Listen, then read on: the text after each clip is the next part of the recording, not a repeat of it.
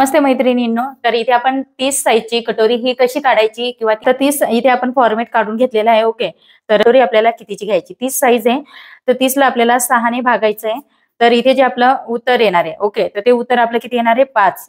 5 मधून आपल्याला अर्धा इंच वजा करायचं आहे, तर आपलं 4.5 इंचाची इथे कटोरी येणार आहे. तर इथे आपण 30 साईज मध्ये 4.5 इंचाची कटोरी घेणार आहोत. तर 4.5 इंचावरती आपल्याला इथे काय करायचं? मार्किंग करायचं. ह्या पद्धतीने 4.5 इंचावरती इकडे पण मार्किंग करून घ्यायचंय.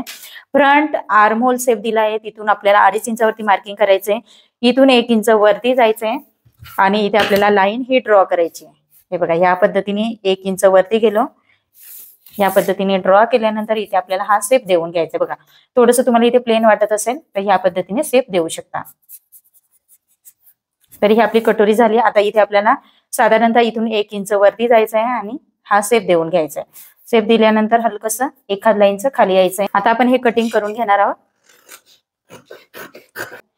आता इथे आपल्याला काय करायचंय? याचा सेंटर काढून घ्यायचं. सेंटर ऑलरेडी आपल्याला 4.5चा हा सेंटर इथे काढायचा आहे आणि ही कटोरी आपण पुढच्या शॉर्ट व्हिडिओ मध्ये बघणार आहोत. तर तुम्हाला आता आपल्या शॉर्ट व्हिडिओ मध्ये कटोरी प्रत्येक साईजची कशी वाढवायची, कशी काढायची ते तुम्हाला दाखवणार आहे. इथून आपल्याला साधारणतः 3 लाईन वरती कट करायचंय आणि आता हीच आपली मूळ कटोरी आपण मेन याच्यावरती म्हणजे वाढीव कशी करायची ते आपण पुढच्या व्हिडिओ मध्ये बघूया.